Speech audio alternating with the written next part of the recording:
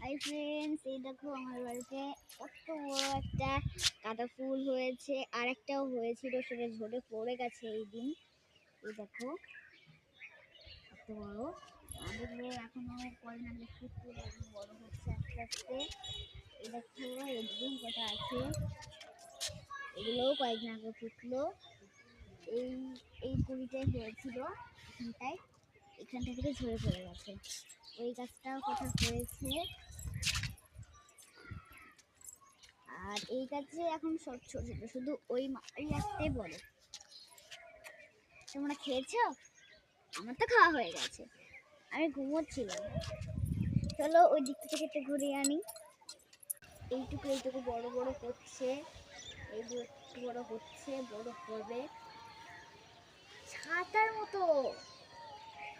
এটা হলো ছাতা। এই দেখো